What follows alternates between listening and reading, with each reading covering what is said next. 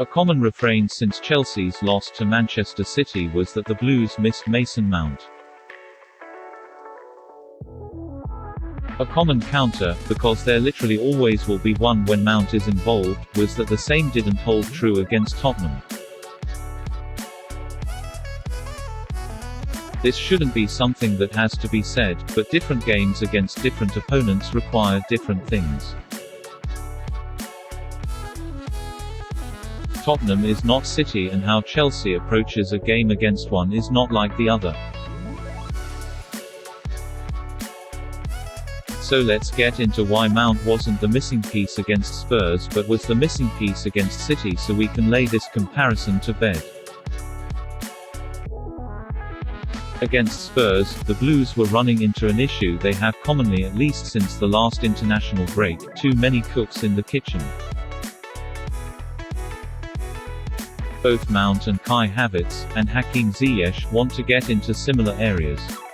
They do similar things, and having any combination of those guys on together is bound to see them trip over one another. Tottenham also recognised that if they marked out the pivot and the inside forwards, Chelsea would have a much harder time of building out, especially without fast wingbacks. Spurs' planned worked well in the first half as Chelsea struggled to get a foothold through their marking. Mount was certainly not the worst player on the pitch, but he made the most sense to come off. The Blues switched to 3-5-2 late in the first half, and that destabilized Spurs' plan, but Thomas Tuchel still seemed upset about Mount trying to win the game by himself. He took him off for the steadier N'Golo Kante, but more than anything, that game changed because of the early second-half goals scored by Thiago Silva off a corner. The formation switch and Mount coming off steadied the ship, but that goal was what really changed the game. It forced Spurs to abandon the conservative plan, seem familiar, and come out to play.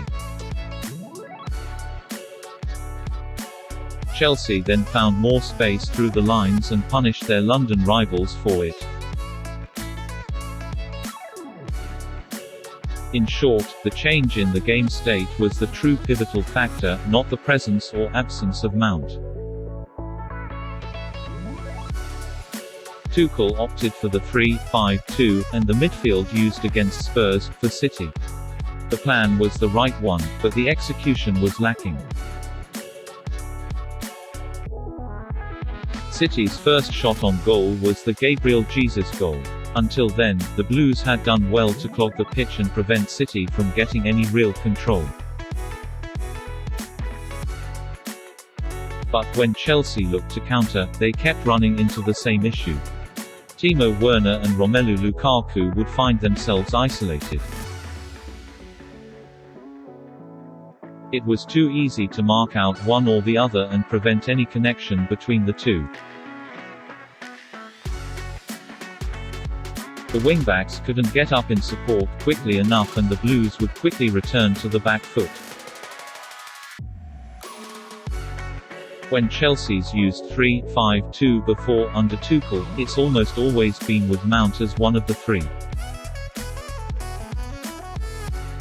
That's important because he would be able to get forward and effectively recreate the 3-4-3, 3-4-2-1 shape while the Blues had the ball. The trio of Mateo Kovacic, Jorginho, and N'Golo Kante lacked that, just like they lacked it while Maurizio Sarri was manager. Then, the solution eventually became Ruben Loftus-Cheek. Loftus-Cheek could have been the answer against City as well, but Tuchel opted for Kai Havertz first, and understandably, given Loftus-Cheek only recently started to show he still has a Chelsea level to him. But the reason why Mount, more than anyone else, was the missing piece is that he is practically made for the role. The reason he works so well as an inside forward is because he's comfortable shuttling from midfield to the forward spots and wide of both. If he's an 8 by trade, this is quite literal the role for him. Loftus-Cheek was the same once and could be again, in theory.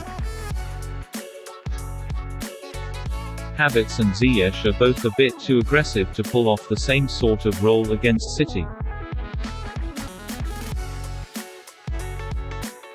Kovacic was supposed to be in this sort of role back when Sarri saw him loaned in, but Kovacic almost always prefers to stay behind the play. It was a match that truly cried out for the exact type of player Mount is, and, again, the need for Mount against City is separate from the Spurs match. The Spurs match wasn't asking for a midfielder to shuffle between lines, it was just asking for a way to break the marking. The switch to 3-5-2 helped with that in that match, but the early goal really tipped the apple cart. Next, Chelsea's Antonio Rudiger making, should 3-5-2 remain the plan with Werner and Lukaku up top, Mount's the best suited player in the midfield three to connect the duo to the rest of the squad. The Blues may not have won against City with Mount, but they certainly would have been able to connect the forwards better.